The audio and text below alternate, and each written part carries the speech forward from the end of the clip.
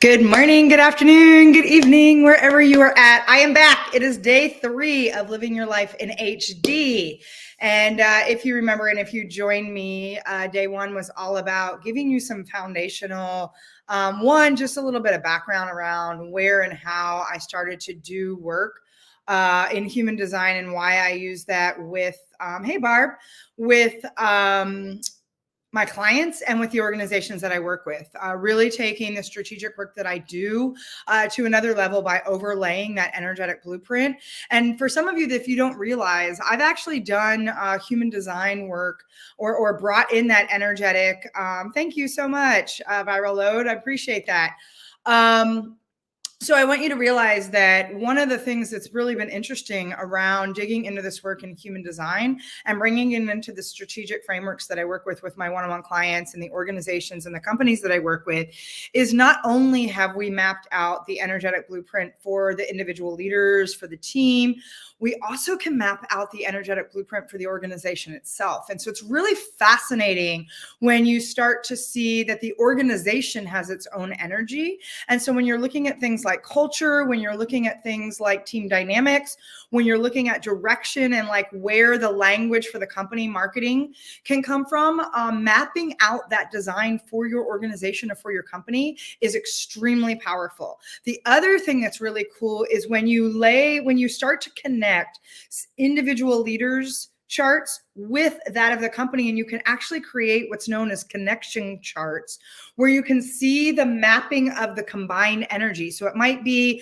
you and your child. You could look at connection charts to see what's the superpowers with you combined. How do you talk? What are the channels, the things you complete for each other? But you could also do it with your teams, and you can do it within your organizations. And so I say that as we're digging into some of this fundamental, and this is really the fundamental, this is in my opinion, if you're new to human design, or if you feel like you've been off on some of these tangents, or you feel like some of the information is a bit overwhelming, because as I mentioned both yesterday and the day before, you can go down rabbit holes upon rabbit holes upon rabbit holes upon rabbit holes. And trust me, I've been down a lot of rabbit holes over the last 5 years as I've been doing some really deep study and contemplation around human design. And I continue to bring it in at a deeper level with the way I'm working with my clients and the organizations. And as one of my teachers introduced me to the way to look at some of these connection charts, it is just mind-blowing to see that everything has its energy. And what's really interesting is when you look at genetic matrix and you look at the work that is happening in that space, you can actually run charts on animals. So I could have run it on Peyton when he was still here. You can run it on plants, animals, everything has this energy. And so when you can start to see how we connect into everything in our environment, everything around us, it becomes really powerful, because then you can see sort of your piece of the puzzle, and the overall puzzle that is the cosmic universe is everything we're dialed into, right? You start to see why you came into this portal, this world, with a unique flavor that is who you are. It's what differentiates you, so you can see why we weren't here to be like everybody else. And so I just wanted to say that, because the last 2 days have been really powerful in our conversation. The first day I gave you a little bit of the backstory. I talked about how a client actually was the one that introduced me to human design and really got sort of that fire lit for me to go into those rabbit holes so that I could see how to bring this forward. Like it was really calling to me. And so we talked about the basics in human design, which is the 5 types or the different auras. So we talked about manifestors, generators, manifesting generators. We talked about projectors and reflectors. We also talked about their signature and their strategy. So what are they here to do? What are we, as we are sort of classified in those 5 types? What is our unique way to respond to the world? What is our way that we take action? What is the way that we know our truth on a basic level that says, this is how I know, this is what's lighting me up, and this is how I move forward? Really essential that when you understand that, because a projector is going to be very different than a manifestor, then it's going to be very different than a generator or a manifesting generator, right? And when you recognize, oh, no wonder why, this is why I feel stuck in that. That's not how I'm wired. And you can stand in a space to say, oh, if I allow myself to drop in, and again, we have free will through all of this. This isn't to pigeonhole you in a box. I'm going to keep reiterating that. Human design isn't to say this is who you are forevermore. It's one of the things I hate about assessments is that a lot of times people get very locked into the box of whatever their, oh, Barbara, I love that. The assessments like put us in this box. They pigeonhole too much and people feel like that generalization oftentimes just doesn't resonate with them. One of the problems with when we do those types of assessments is often we do a very surface level, or somebody does, and I'll use the example of DISC where they're like, oh, I'm a high D, and they have no idea what that actually means. They also don't know how deep of a D they might be, and they don't know what that means in terms of how they interact and they engage with other people. And so those assessments are only good as the context that we put them in. And I want to say human design is similar, and it's not an assessment. Human design is this mapping of your energetic DNA coding. It is literally how you are wired. And we always have free will, which is what makes the exploration of human design so fascinating. We get to contemplate. I love that word contemplate. And Richard Rudd, who does the gene keys, which is an extraction out of human design and talks about 3 specific sequences. When we get into that space of contemplation, hey, Kyle, when we get in that space of contemplation, we then are allowed to walk down a path to sort of digest, marinate, think about what it might mean for us. We get to create our own individual resonance that says, wow, this is meaningful for me because, or I can see how those patterns show up and I can see why those things were happening in my life.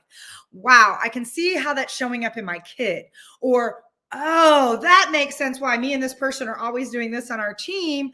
Whoa, they're speaking Chinese and I'm speaking French, right? We're not in a space where until we understand ourselves, we have an opportunity. And this is one of, I think, the biggest responsibilities of the leader. And whether human design is your thing or not, neither here nor there. I have found that it is really one of the most comprehensive ways to look at how to assess your own unique individual wiring so that you can step into a powerful leadership position that says, by understanding who I am first, I then can put myself in a very competent, very accountable way to lead myself first so that then I can lead others in other capacities. And you've heard me say this many times, leadership, my definition for leadership, and it's everything that I've built this company on.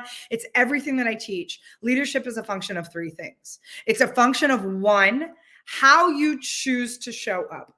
It is also a function of how you choose to serve others.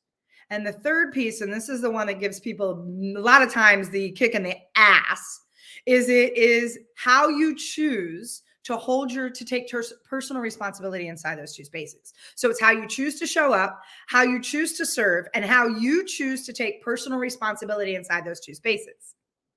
Right? And if you heard me stress a word in those 3 statements, leadership is a choice. I think it's a bunch of bullshit when somebody says you're either born a leader or made a leader. And that somehow leadership is this like very elusive, very like you got to be knighted into some secret society. That is the biggest way we stop people from standing in their purpose, standing in their leadership, and standing up in the way that they're here to show up and serve. And so when we say things like, well, you weren't born a natural leader, or, leadership is this thing you've got to earn or be anointed to, or you're waiting for some sort of external validation, I'm just going to call bullshit on all of that, because leadership is a space that when you take the responsibility to understand who you are. And this is one of the biggest areas. And I would say even in the corporate organizations that I work with, I see this too often. There are leaders in positions of, quote, leaderships. They have a title, they have a rank, they have a position that they have no idea who they actually are. And they're leading from a place oftentimes, and this is a oxymoron. So the truth is you can't lead and be in this space. But I always thought it was interesting when I was in my corporate career. And even now as I do work back in those organizations, people would say, oh, they're leading from fear. I want you to really hear that for a minute. Leadership is an abundant, ownership-driven, It is a space of taking accountability for I am showing up from the best I can with the best of what I have to raise and lift others around me. I mean, leadership is all about growing other leaders. It's about lifting. It's about raising people, right?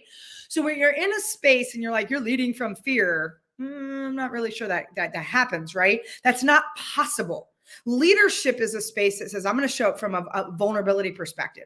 I'm going to show up and be heart centered. I'm going to show up to feed the soul of this business, of the organization, of the culture, of the people. That when we keep saying, well, I'm leading from fear, and we excuse that, we are not holding people accountable to do their own work to know who the hell they are. And so I say that because there's a lot of quote leaders who are out there touting this energy and they're touting this power over instead of connecting to the power within and lifting from a place that says, it's not about my authority. It's about, am I activating the gifts and the talents and the superpowers of the people around me?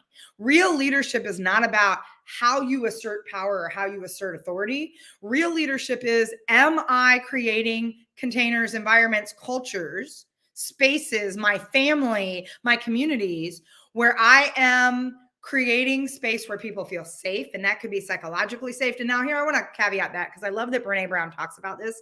We cannot actually create safety for another person. I do want to say that. We can set the intention to create an environment where people can choose to feel safe. And so I want you to hear that distinction for a minute, because honestly, that's one of those things that only you can decide for yourself. But there is an aspect of psychological safety. There is an aspect of intellectual safety, emotional safety, spiritual safety, cultural safety, right? We have a responsibility as individuals to do our part. I really do believe, if you want to think about what is my purpose on earth, we have so much conversation around this. And many of you know I get really fired up around the conversation around purpose, because we have been taught that we're supposed to seek something outside of ourselves, that's our purpose. Your purpose is already in your cells. Your purpose is your DNA coding. Your purpose is why you are taking breath in this moment on this planet at this time. Your purpose is you. You are already carrying the purpose of what you are here to do in the world. Your opportunity is, one, to remember that. It's to come home to a place that says, I remember who I am. By the way, as a kid, we knew, right? Like, I think about things I did as a little kid that, like, I always wanted to play teacher. I had an innate wisdom. First of all, we were really audacious as kids, right? That audacity comes from, we know who we are, even if we can't language it. That's the difference. We don't know the language, the human language for who we are when we come into the world. But if you ever watch a little kid, they are very clear who they are. They actually have a sense of what their purpose is if you really give them the space to show that. And maybe it's that they're creating art. Maybe that they are taking leadership in terms of how they're bringing people together. Maybe they're a natural connector. Maybe they're someone who's really emotionally connected to the nuances of life, and they bring this empathy that they're here to teach.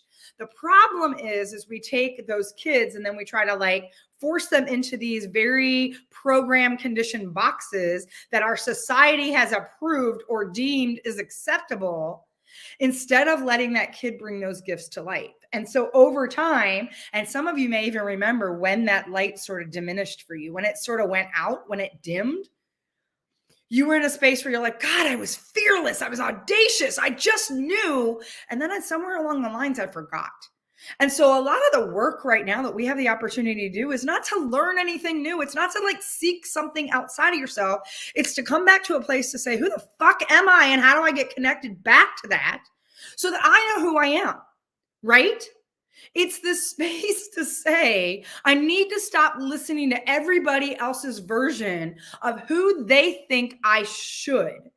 And for those of you that have been around me a long time, you know I talk a lot about the damage of shoulding. The shoulding we do all over ourselves and the shoulding we allow other people to do. And some of you are like, did you just say shoulding? Or it doesn't matter. It's the same stuff. You're burying yourselves in layers of that crap. All of the shoulding and the shaming and the fact that you don't fit into some determined box and programming that has us all looking like the Stepford children that says, this is what success looks like. And if you remember yesterday, I talked about this day one and I talked about this day two, that our signature, like what we're here to experience in this life, not one of the 5 types in human design says anything about how much shit we can accomplish, achieve, how much stuff we can put out, and more, and being busy for the sake of being busy.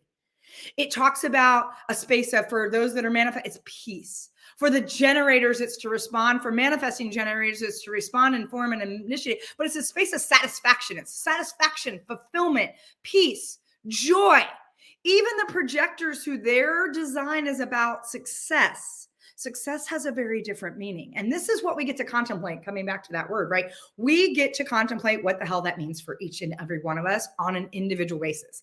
I love human design because when you start going down the rabbit holes, it gets even more personal.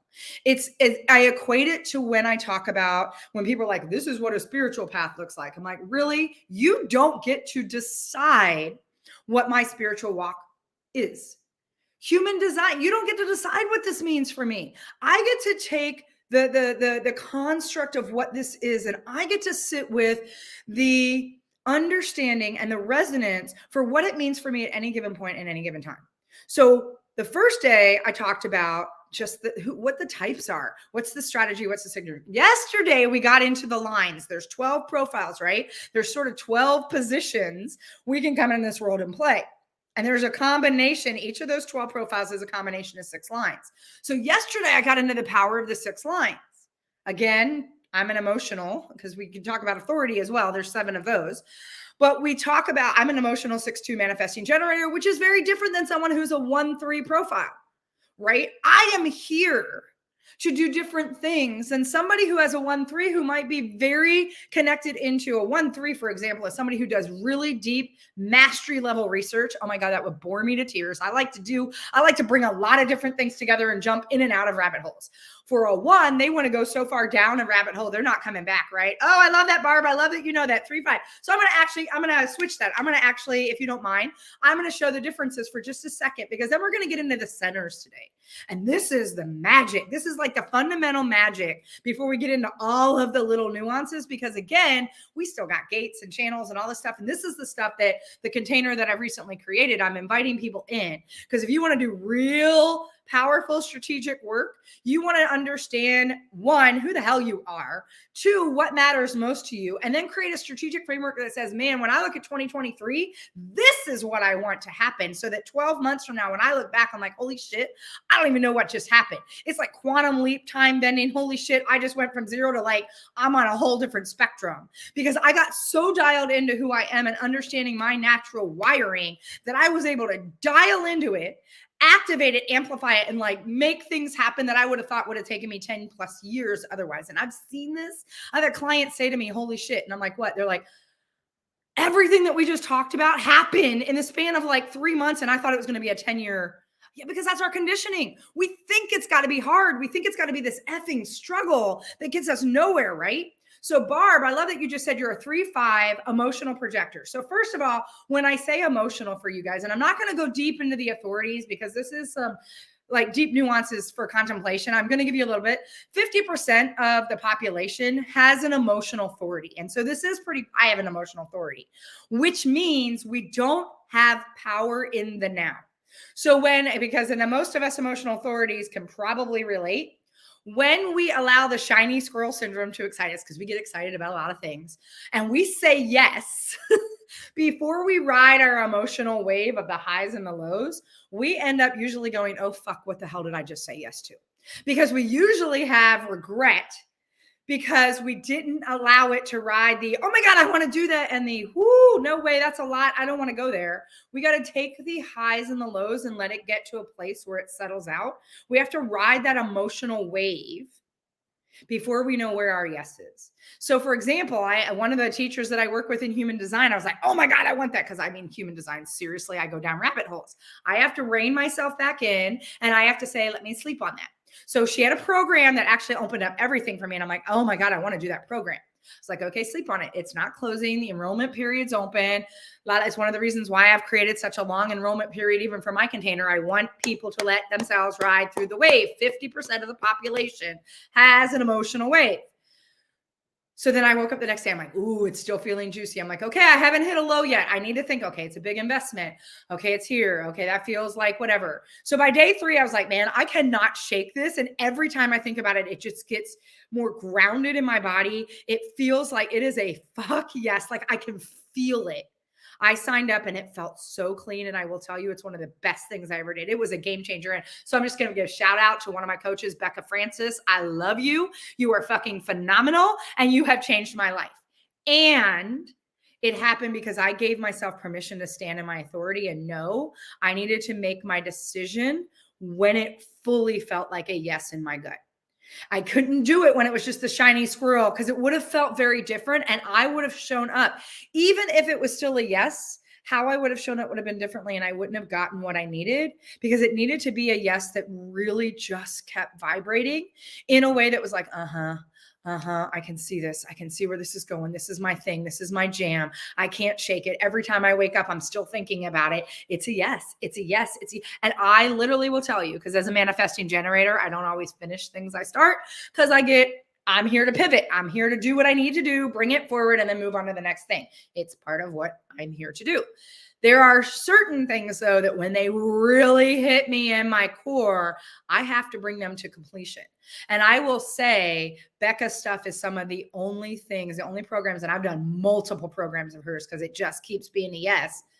I have done every single thing she has put out. I have done every video. I've literally gone back because sometimes I don't want to be in the live container with her. And I'm going to talk about that when I talk about my container that's going on. So I would wait for the replay because an hour and a half of her call would take me 6 hours because I wanted to marinate and contemplate and pull the pieces apart and like understand it, especially because this is something that I'm teaching. So it was so magical for me because that yes was so easy. But the yes was easy because I stood in my authority. So when Barb says she's an emotional projector, and I love that she said she's agreed with that, she needs to ride that wave. The other thing is she's a projector and I'm an emotional manifesting generator, right? So I'm here to respond to life. Like when life comes up, there's a, ugh. And then when it is a yes for me, I need to inform and initiate. I have both the generator energy and the manifestor energy. For Barb, her magic comes when the invitation or the recognition shows up for her. So she has this wisdom that she can see things that a generator's never, ever going to see. She's really masterful at seeing the forest for the trees. And I always like to look at the projectors as like the ultimate project manager. They're like the life project manager. They know how to like corral the troops. They know how to like lift up the gifts and the magic in especially the generators. They know how to bring that to life when they are invited to the conversation and they are recognized for how powerful they are. And it is the leadership we're moving into. We're moving into this very projector leadership, which is going to be a game changer. And I've talked about the shift that's coming in February 2027. So projectors, listen up. You are the leaders that are being called forward, and it's going to feel very different than what we have known our whole life. And it's really exciting. And the invitation doesn't necessarily have to come from another person. It can be life. You can ask a question and feel like life is inviting you to step forward. Because here's the thing. For someone like Barb and I, it is a space where when we are talking, if Barb just gives me feedback when I didn't ask for it, especially as a Mani-Gens hate to be told what to do. Instead of manifestors, it literally like shuts us down. So if Barb just was like, hey, Candy, I want to tell you this. Here's some advice I have. I can't hear her and we will have instant resistance. If, however, I just take the pause to say, Barb, I'd love your perspective. Everything she says to me is fucking magic. It's like, oh my God, how did you know that? How did you see that? That one nuance changes the game. So me understanding if Barb and I are working together and I know that about her, I need to remember to invite her to share that magic in the conversation. And as a 3-5, like I said, I'm a 6-2. So I'm a role model hermit, right? I have these 3 distinct phases. I'm here to put all that wisdom I've learned over my almost 50 years on earth, this very experiential knowledge and wisdom that I have brought, and this innate, like natural way I do things and gifts I can't explain, to the table. Barb, on the other hand, has this line. Her first line is all about she actually needs to fail. And I said this yesterday, and for some threes, this really kind of gets a little sticky. She actually is here to fail. She is all about the experimentation that is life, like the laboratory of life. It is all about trial and error. She learns by making mistakes. She learns by sampling and tasting and like finding all these things to be like, It's kind of like when Einstein was interviewed, and I said this yesterday, and they were like, oh, what did it feel like to fail 10,000 times? And he's like, I didn't fail. I just found 10,000 ways it didn't work. And I talked about the Post-it, right? The biggest mistake that's like 3M's largest line of revenue. Barb is in this space where she is all about sampling life. And the thing that she needs to remember, especially being a 3-5, she is not in any capacity. Like I got the 2, so I can go hermit and check out and be like, see y'all. She's here to be in the game. Like she's not supposed to be on the sidelines because her 5 line is she is the natural problem solver. That's her unconscious line, right? So she's here to solve problems. Again, that projector energy. A lot of projectors have a 5 line because they can answer and solve problems that the rest of us have banged our head against for like 100 years. And we're like, why can't I figure this out? When we invite them in and ask, they have the THE capital letters, the solution. Now, her magic is she has to know when she can swoop in and offer that and when she needs to back up and let other people figure their things out because people also may look to her to save them and she's not here to fix them. So like her understanding, her way of showing up is completely different than mine. And can you see we have this culture where we're all supposed to fit in a box and we're all supposed to perform the same way and we're all supposed to do these things. No wonder why most of us are sick, burnt out, anxious, frustrated, losing our fucking mind. Because we keep staying in a place where it's like, why can't I do that the way Barb does it? Well, because Candy, if you look at your design, if you look at your natural coding, you're not here to be Barb. It's why Barb is Barb and Candy is Candy. And it's why we are here together. Because if we were to look at our energies, there's probably things we activate together. So there's magic in that. And I think about how you're raising your kids, your teams, your cultures. Anyway, so that's what we did the last 2 days. Today, what I want to do is I want to round things out for day 3 and talk about the centers for a minute. As your centers, if you look at like the 7 chakras, this takes the 7 chakras and expands them out into 9. And so when you look at the chakras, I really love this because there's a defined and undefined space. So if you were to look at, for those of you that have ever seen a human design chart, I'm going to hold mine up again. This is me, 6'2", emotional manifested generator. You can see that for the most part. So any of these big areas, right? There's 9 of them. They're either colored or white. Anything that is colored on this chart is defined. And I'm going to talk about the difference between defined and undefined energy. Anything that's white is undefined or open. And open just means you don't have any gates defined, but that's a whole deeper conversation. We're just going to call it defined or undefined, right? You can see on my chart, and for those of you that know me well, when you understand the difference between defined and undefined, you're probably going to agree with this. I have a lot of defined energy on my chart. I have a lot. I have 6 of my 9 centers are colored. Okay. I have 3 that are not, 2 that are fully wide open. So that being said, when we talk about that, the defined spaces, so those areas on your chart that are colored. And again, for those of you that want to sample and see what your chart's all about, you can go to Genetic Matrix or mybodygraph.com. And all you need to know is your time of birth, date of birth, and location. And it will map out your blueprint. So again, I'm giving you the fundamentals to just kind of get the basic understanding of what this looks like, right? And so, I see some more people jumping on. Hello, everyone. Happy Friday, by the way. Happy Friday, y'all. And so when you look at the centers, I have 6 of the 9 that are defined. So what does that actually mean? The defined centers are the natural way you show up. You have a consistent access to the energy and the power of those centers. Now, I want to say this because it's really important. Having defined or undefined is not good or bad. There's no such thing as good or bad, better than, more, great, this or that. It's not. It all is. And there's gifts and magic in both the defined and the undefined spaces. There's also a duality in both. And so I want us to understand that because sometimes I know when I first looked at my chart, it's funny because people that have a lot of open centers will say things like, hello, Isabella. Oh my goodness. I'm so glad to see everybody. I know when I first looked at my chart, I was actually like, man, how come I don't have more open spaces? Especially when I understood kind of where the magic comes from. People with open spaces sometimes are like, how come I don't have more defined? It's kind of like, oh, I'm brunette. Why am I not blonde? Right? We always want the thing we don't have. And what we need to understand is there's magic and we need to, that self-love comes from embracing what it is and understanding the magic and the power inside of that. And so I say that because I have a lot of defined energy, which means I have a consistent way. And you will hear people that know me, they're like, yeah, and you like candy or not, what you see is what you get. She is like, there's a consistent way I speak. There's a consistent energy I bring. There is a consistent way I do a lot of things. There's just a way that I have a natural access to this energy that, by the way, when you have a defined space, that energy is broadcasting 24/7. Like, you don't have to turn something on. You don't make decisions. You just have an energy that shows up. And it's an energy that's broadcasting all the time. It's energy you're putting into the world. So your defined spaces is this natural areas. Now, the caveat or the duality is that for every defined area, while that's a natural superpower, it is just what it is. It's how you show up. It's the energy you bring forward. There's also a lower vibration level to that. So it's not good or bad. It's high vibration, low vibration is the duality that you can get in a fixed space. And I think about particular, and I'm going to talk about these centers in just a minute. I think about the top two, like where I'm open. So I don't have this. I have different challenges with my open head and ajna, which is all about your mental processing and what inspires you in your thinking and whatever.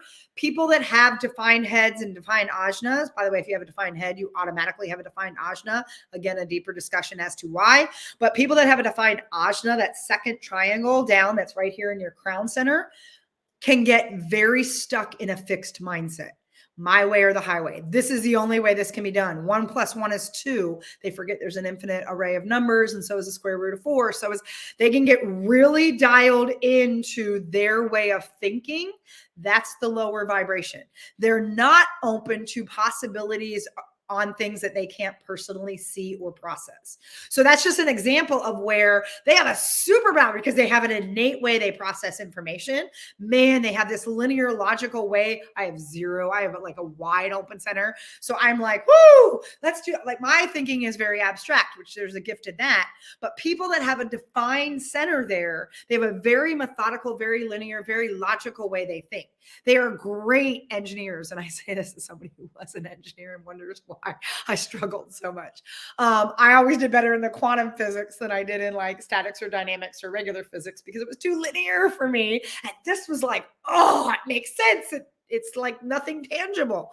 Tangibility is something that doesn't always work for me. I like things that are like these bigger concepts that don't. It's why I can take 5 different books and like find the thread that connects them together, even when it seems like it's not there. It's part of my genius, but that's because that's my open center. And I'll talk about that in a minute. That defined center, though, is a space where you can get fixated.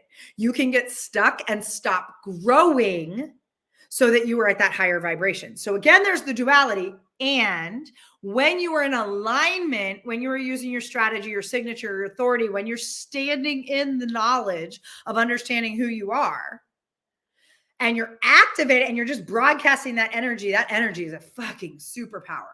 It is so magnetic. And so what I want you to realize is this is your radical personal power. Like, this is what draws people to you. It's a lot of what shows up in your personality side of your energy.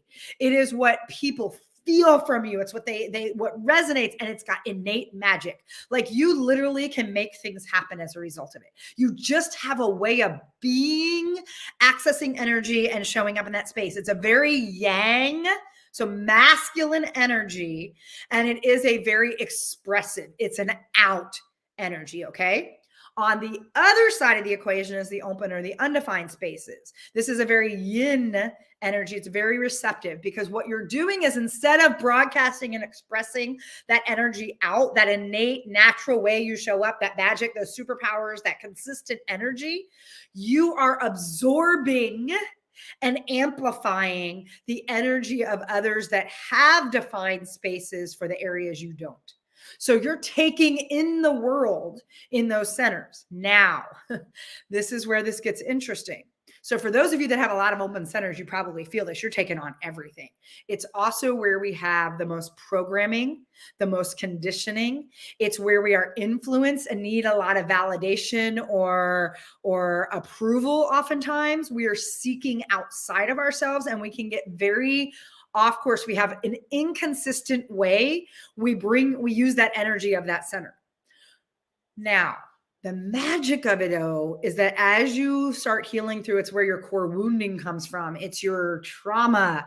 It's things that you're here to learn, to grow, to heal. Oftentimes, it's the area, like for me, I have an open or undefined ego. One of the things that I have had to learn in my almost 50 years is my own sense of value. Because in the ego, we struggle with knowing, am I enough? Do I have value? Am I worth anything? Do I need that validation? I got to prove something. I now am teaching people how to understand that they have innate value just because, right? It's part of what I'm here to teach because of the work I've had to do to heal that for myself.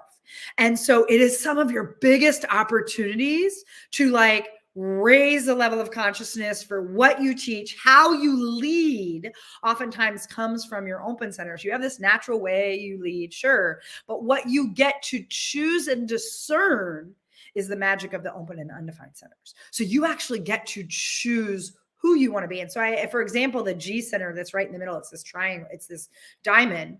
Those that have an open G center, which is your sense of identity, and I'm going to go through what each one of them is in just a moment.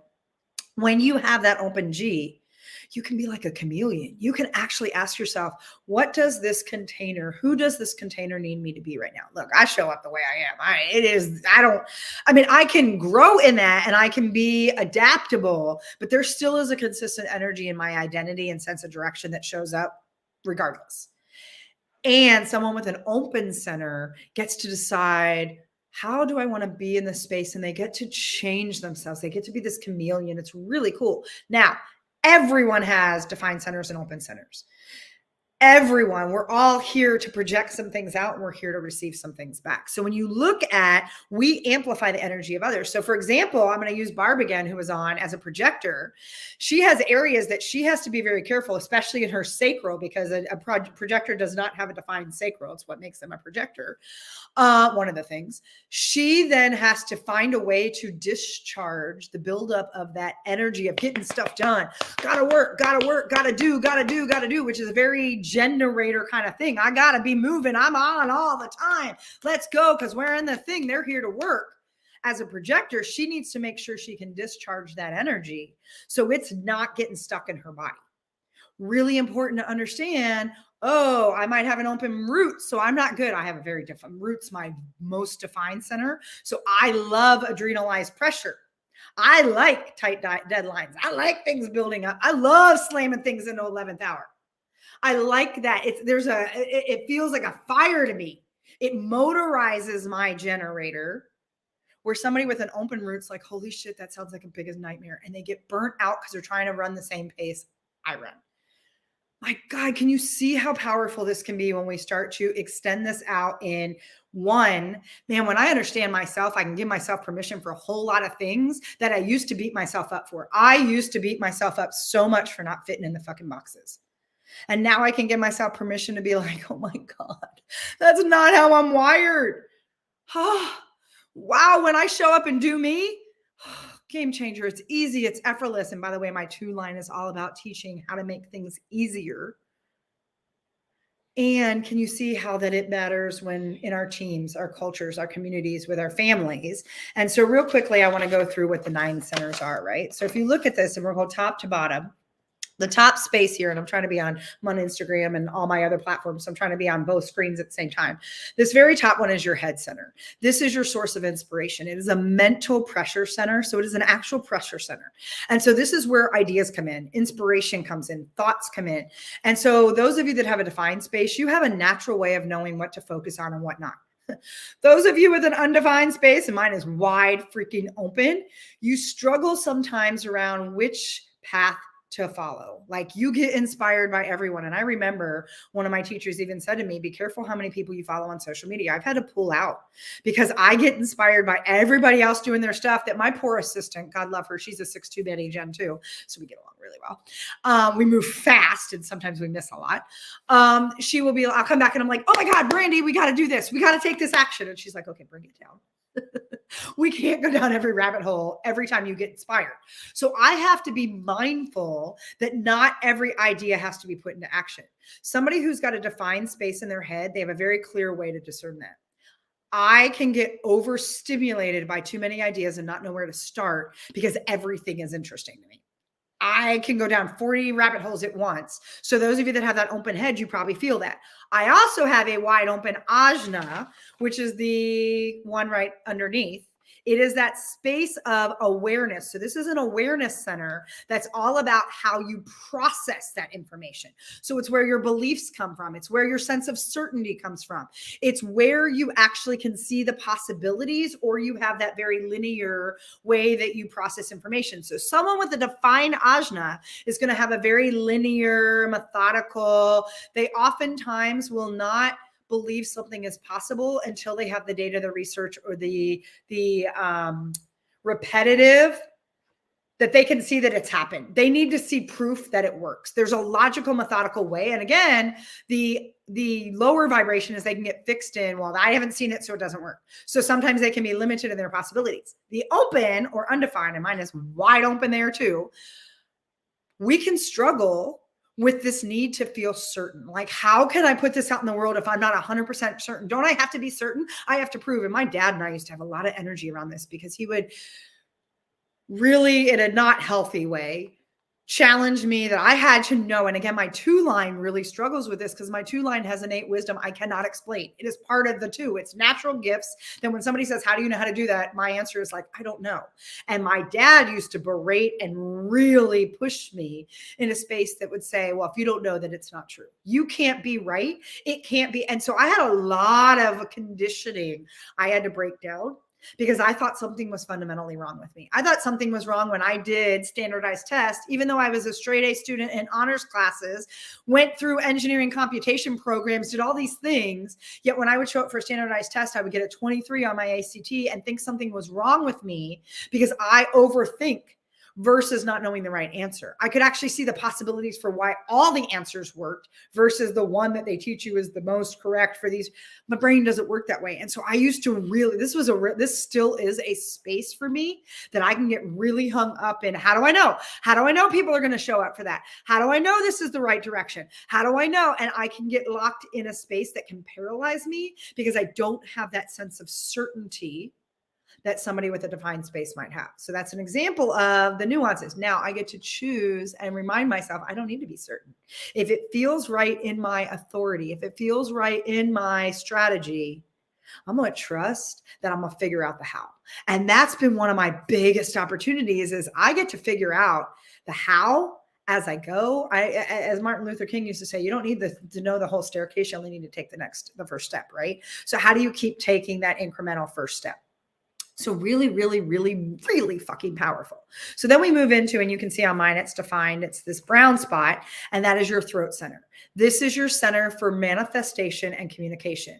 Manifesting generators, manifestors automatically will have a throat center that's defined, because that's part of what their strategy comes from. It's the space to inform and initiate. So that throat center says, I have a consistent way. And you, those of you that know me, my language is like, I have a language. There's my language, and I have a way and an energy that comes through with my voice. There's a resonance in my voice. Some people have told me I should be on the radio. Like, there's a deep, I'm very clear how to use my voice. So it's this space of, I know when I want to speak up, and I know when I don't. Somebody that has an open space oftentimes feel like they're not being seen, heard, valued, sometimes struggle with when to speak and when to hold back. Also, if they're really struggling, that space of that open throat center may do things to draw attention to themselves, because they don't understand why someone else is natural. Like, I can walk in a room and people just naturally gravitate towards me. I have a very strong throat center. It is part of why that energy. I've had people say, Candy, I knew you were here before you even spoke. That energy. Oh, love you. Hey, Lisa. And so when you're in that space, it's really like, I have a natural attraction power. I'll go in the bathroom. My mom used to joke with me. She goes, how do you go to the bathroom alone and walk out with 3 new friends? I'm like, I said hi. And then they give me their life story. And sometimes I get a client from it. It's like crazy. So someone that doesn't have a defined throat may get in a space that says, well, why is nobody paying attention to me? They're not listening to me. And they'll do things sometimes that are really big. They'll be like the comedian in the family, or they'll do something that's really over the top to draw that energy to them. That's the space that sometimes they're not in that congruency of who they are, because they have that conditioning that says, I'm supposed to be using my voice this way. What I want you to also realize is we naturally gravitate towards people that have the opposing side of what we have. It's who we surround ourselves with. And it gets really interesting when we look at, oh my gosh. So a really open throat oftentimes is, I work with a lot of open throats in my business because they're naturally gravitated to the fact that I have a consistent energy in my voice and it draws them in. So if it's channels we connect or gates we connect, they're able to be in that space, right? So when we move down, we move into this yellow one. This is your G center or your identity center. So this is your space of self-direction, of knowing who you are, having a sense of self-identity. It's also that higher consciousness of knowing how you're connected into a larger aspect than yourself. Somebody that has a defined, and you can see mine's defined, has a sense of I've known who I am my whole life. Even when I've been taken out of the game because of some of my other conditioning, and the big one I'll show you, the littlest guy on my chart, that's also the one that kicks me in the ass the most besides my ajna, is the space of knowing and showing up. Oh, Lisa, interesting. So I'm going to use you as an example on the undefined side. For someone who's defined in that, I show up. I have a very clear sense of identity, and people, like I said, you either like me or you don't. I'm in that space. I own it. It's not something there's not a lot of movement in terms of how I change and what's important to me. And I know my very, very core values. Somebody that has an open G center is a chameleon. And they have this incredible superpower when they understand and embrace the openness of their center, because they're bringing in the energy of other people, especially those that have a defined G, to take on the personality or take on the identity of the people that are in their environment. So for someone with an open center, it's really important that they create very clear boundaries, and they are very mindful around what environments they choose to play in. Who they want, they get to choose whose energy they want to be around. Oh, I love that. Thank you. Whose energy they want to be around, because that's what they want to emulate. They get to decide, and they can change it based on what environment, what audience they're in. So for example, Lisa might move into a space where she's like, wow, who do I need? So one of the big questions she would ask herself with having the open G, especially if that's her only open center, she's got a lot of defined energy, is to ask herself, what does this environment or what does this group of people, who do they need me to be for them right now? How can I show up and be who they need me to be to serve at my highest and best capacity? Me, I just show up and it's like I'm serving from who I am.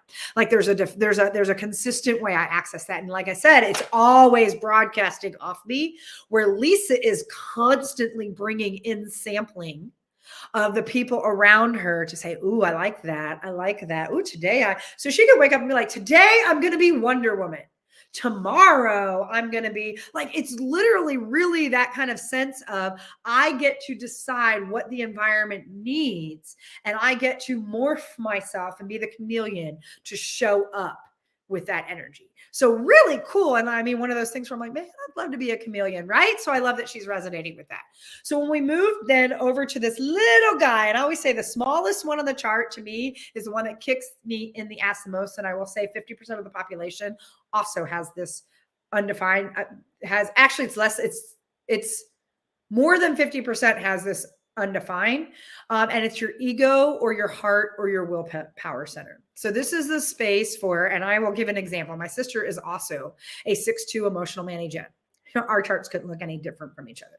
So while we're both 6'2" manifesting generators, our centers are completely different. She has a defined ego or heart center. So she is, and I'll give an example. She's run 8 marathons. She loves consistency. She can decide she's got willpower for something just because it sounds fun.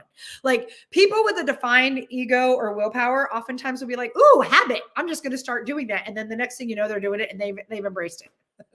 Someone that has an undefined or open ego, my first question is why? Why would you do that? Why would you do the same, like running and doing the same thing over and over again? There is like zero capacity in my being that makes sense to me. Like unless a bear is chasing me, and then I would probably turn around and punch it in the face before I'm going to run. Why you would want to do, like I can't rely on my sense of will to motivate me to get shit done. It's not going to happen.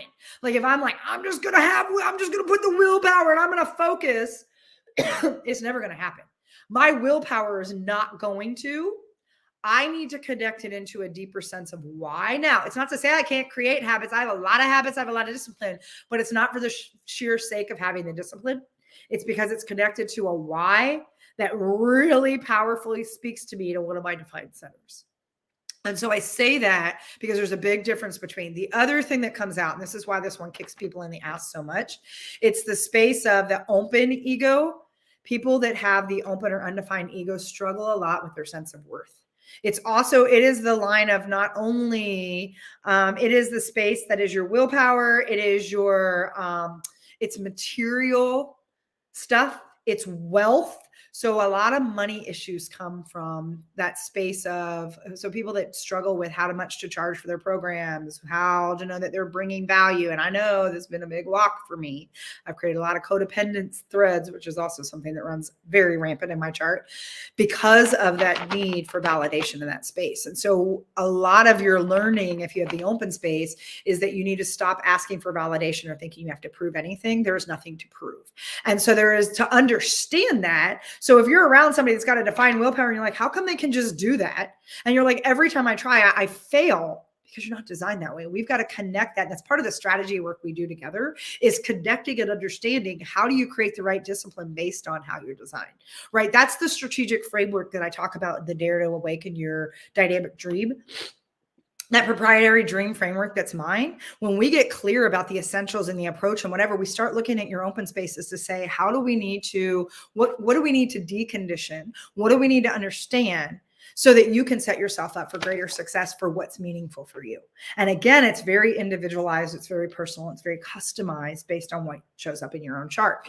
And so then we move into the space that's this guy right here. And 50% of the population has this brown one here, which is your solar plexus. It is that emotional wave. And by the way, that is the first authority.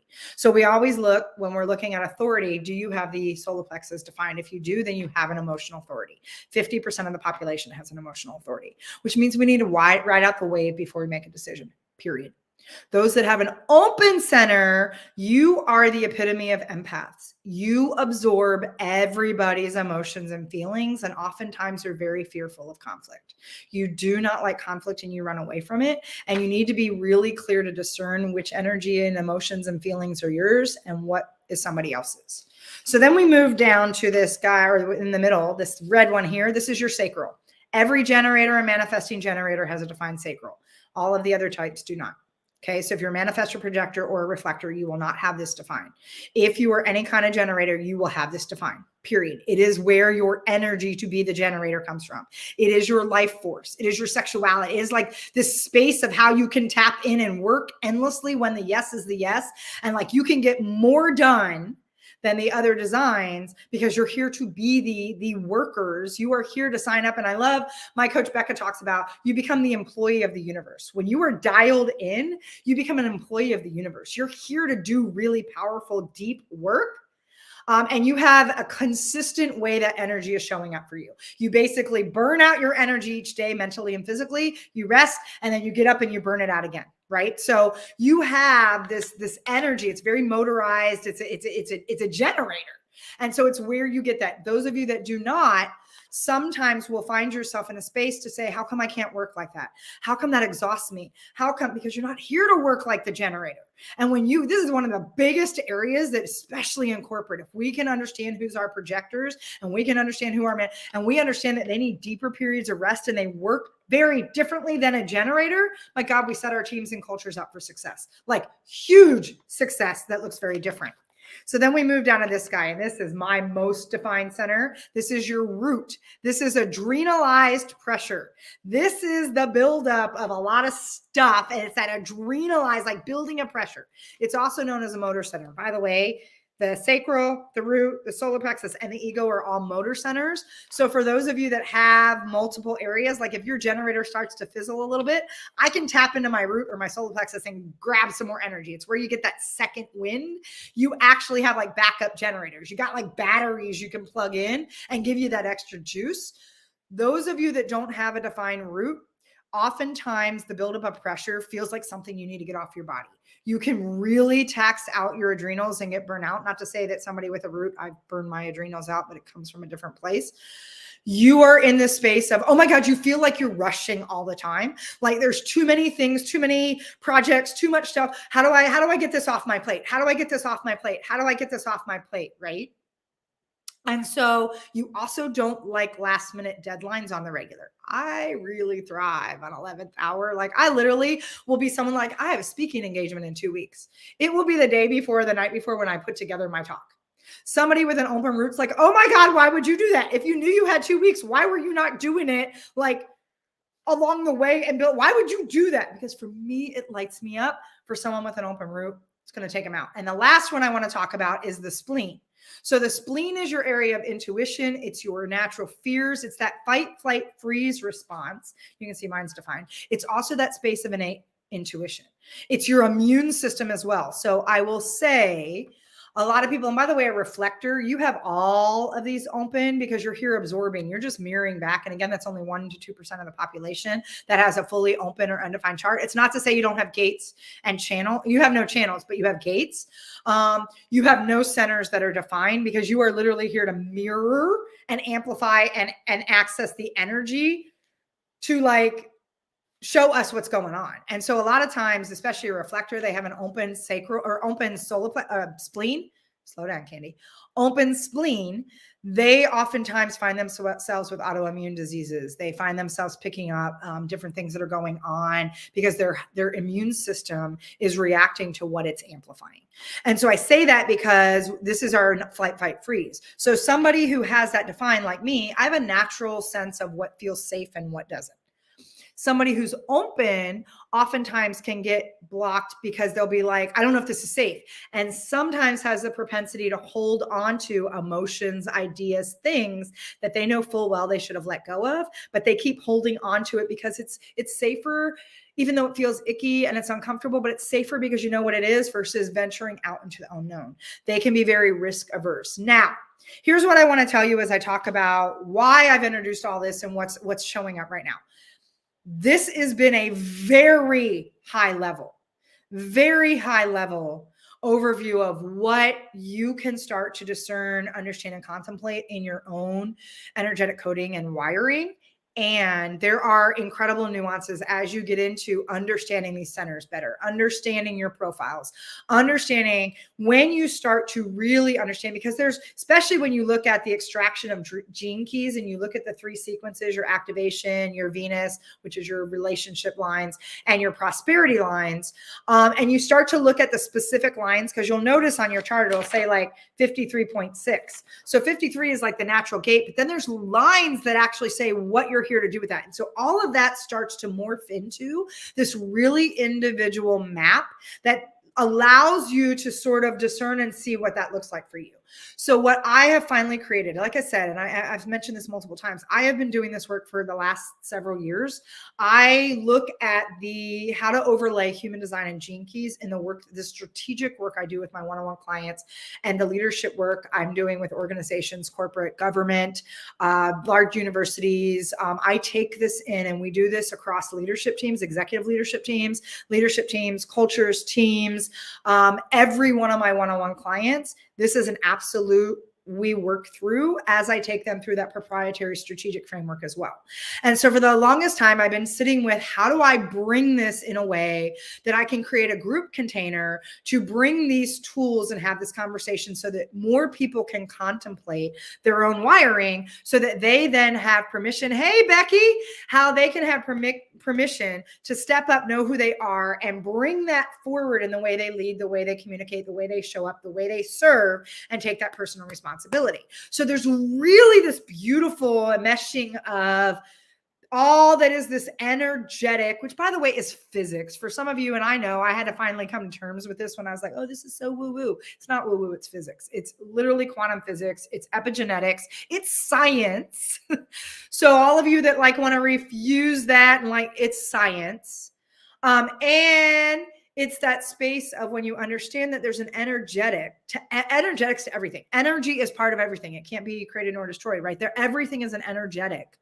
entity, when we understand the energetics of an environment, of a team, of a culture, of ourselves, of people that we're engaging and interacting with, we can then take that strategic framework and we can amplify, we can, first of all, and so this is the dare, when I talk about the container, which is the dare to awaken your dynamic dream, the dare, because everything I do is an acronym, y'all know that. The dare is you get to design. You get to design a pathway that gets you extreme clarity around what you desire. So I'm going to talk about the acronym for DREAM, the framework, my proprietary framework that I use and have been using for 10 years now, that I build and work with in the strategy work that I do with my clients.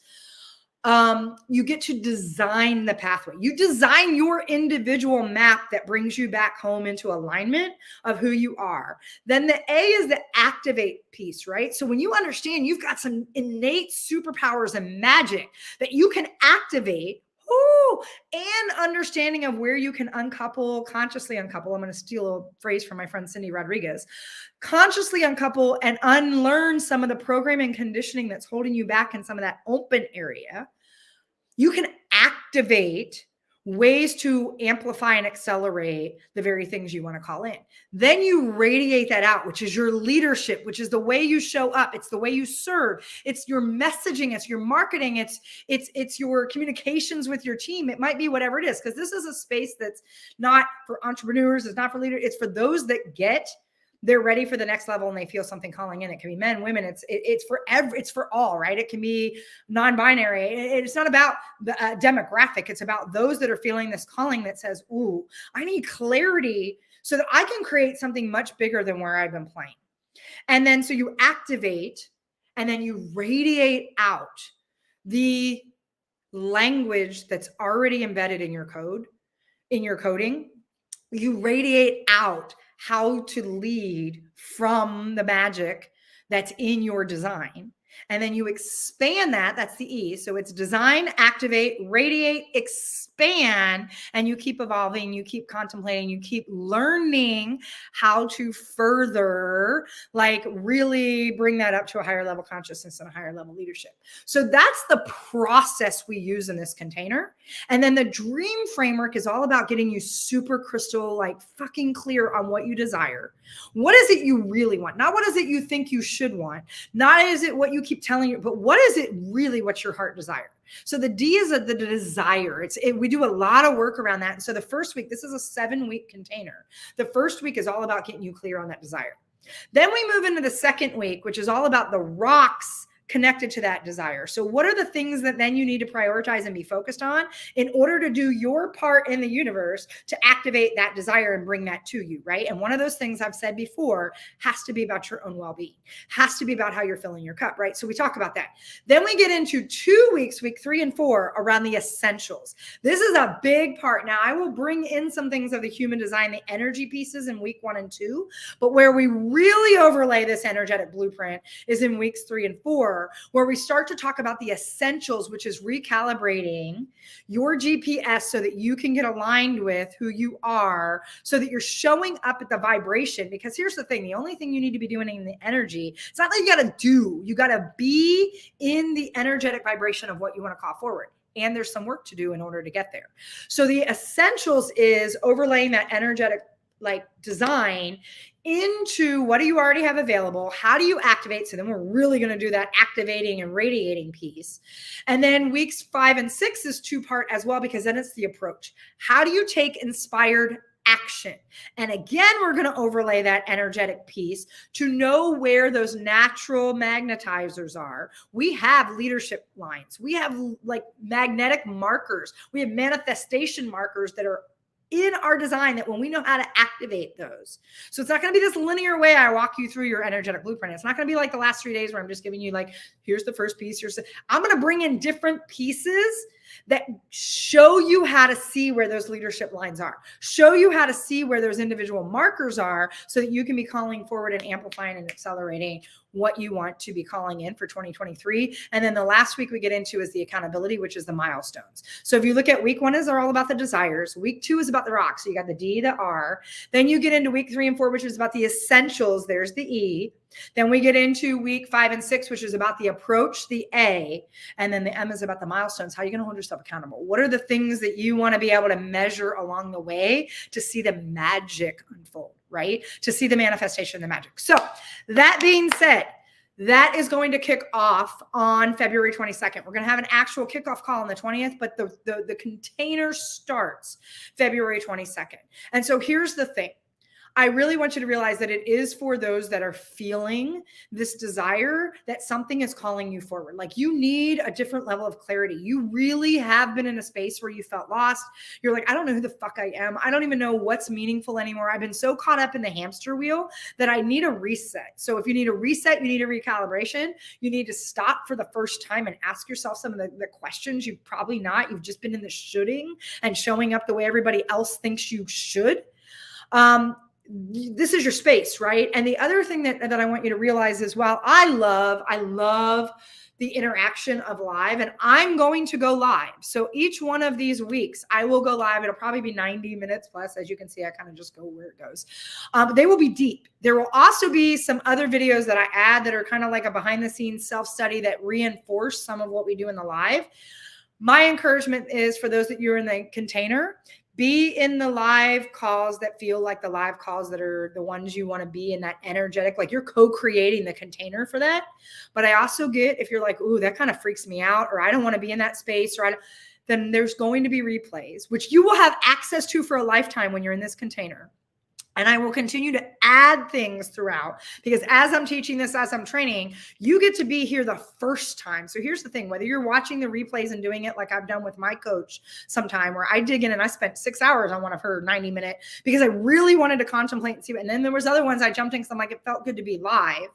So you can do the dance. I'm going live regardless, and I'm going to create that. Those that show up are going to help bring the energy into that container. You also will get hot seat coaching. You will get some opportunities to bring your energetic blueprint and ask the questions. I will have Q&A sessions.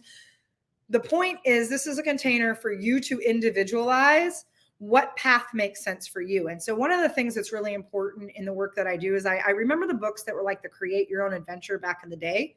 I want people to feel like they can create the path that's for them.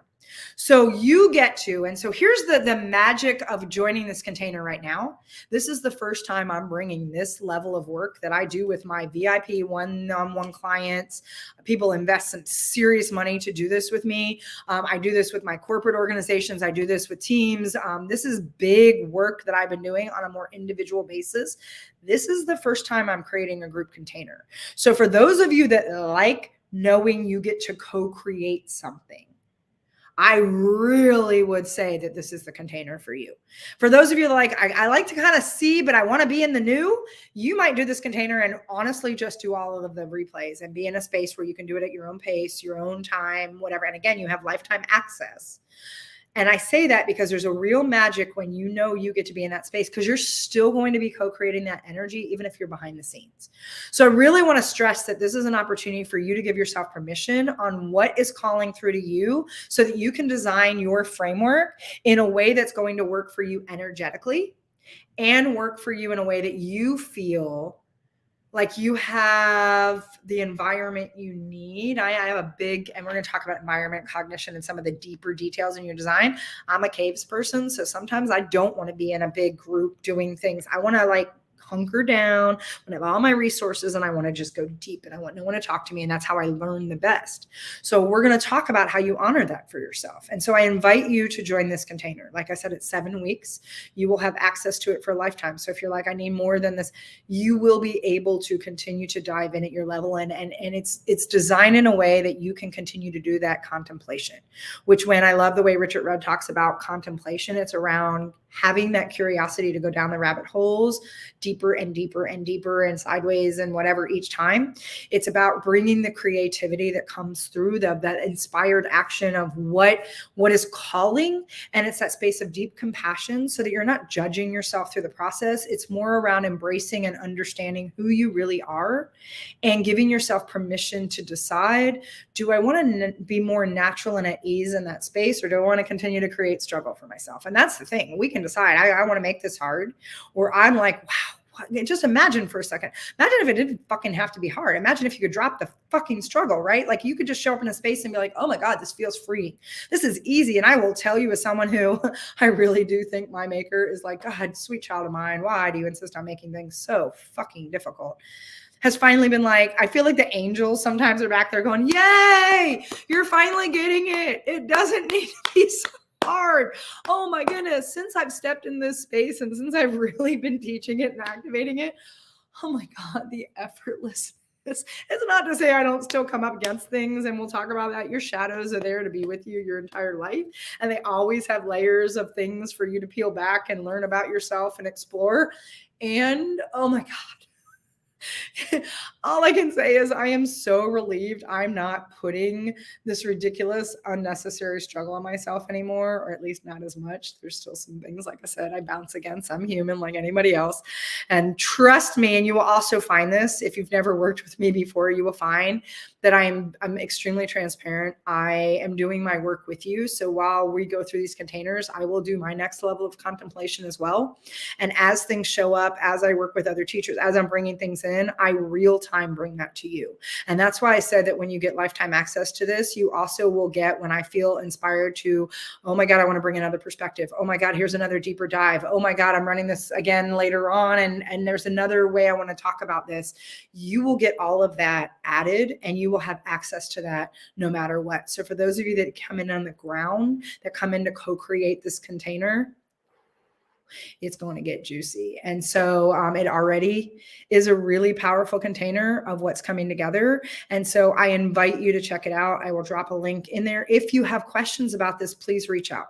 I want you to know that you will get a very personalized dream framework for yourself. So you will have that strategy. You will have a place to get clear on what you want for 2023 so that you can write your mind, you can write your heart, you can write your energy, you can get yourself elevated to the vibration that you need to call that in.